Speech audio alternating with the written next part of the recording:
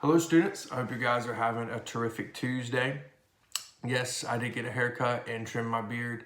It's really weird not having hair on your ears and being able to feel cold air on your face, but it was totally worth it.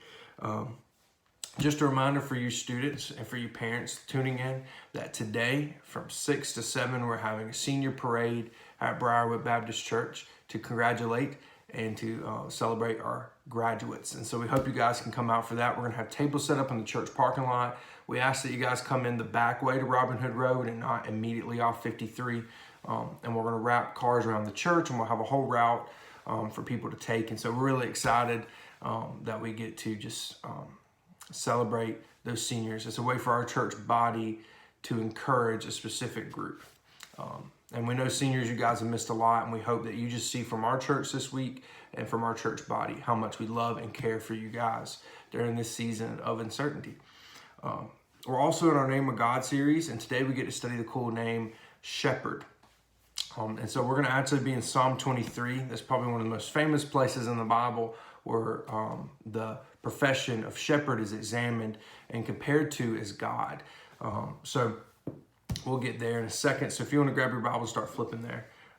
But I started thinking about it earlier. Shepherds aren't really common professions in our society. We don't, when career day comes around at school, you see teachers and you see lawyers and you don't see shepherds. But back then in Jewish culture, it's extremely important. Sheep were very easily preyed on animals. And so, and also back then, what you see money or value in was animals. It wasn't like a Maserati or a car. It was that was really a family's livelihood. And if you lost too many animals, you could go into debt and be put into a bad situation. And so they hired shepherds. Usually younger family members or younger sons were put out as shepherds to protect their sheep. And so they were vital for families, especially those with livestock. But we're going to head into Psalm 23. We're only going to be in verses 1 through 4, and we're going to dive into what is the responsibility of the shepherd and then the sheep. So, verse 1, the Lord is my shepherd, I lack nothing. He makes me lie down in green pastures. He leads me beside quiet waters. He refreshes my soul. He guides me along the right paths for his namesake. Even though I walk through the darkest valley, I will fear no evil, for you are with me. Your rod and your staff, they comfort me. So, there's two characters. There's the shepherd and there's the sheep.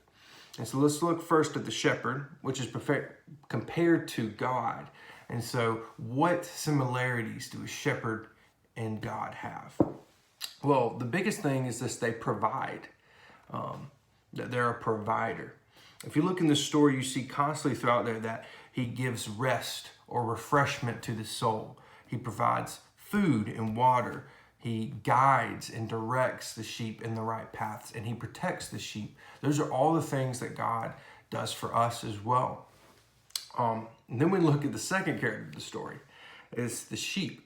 And what does the sheep do? And I think you really get it summed up in the later part of verse 1, which is, I lack nothing.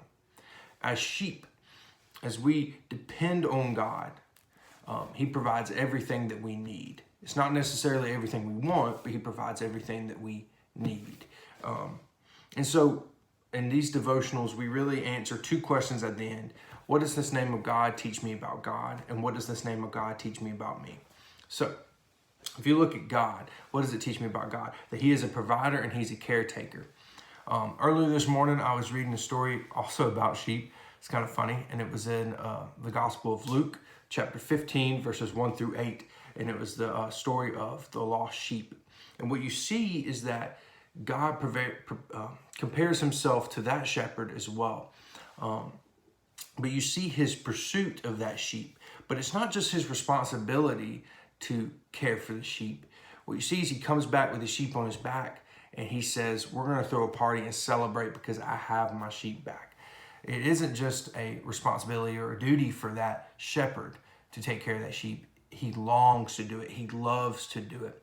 It's not just something he has to do. And God pursues us because he loves us, not because he has this entitlement that he has to.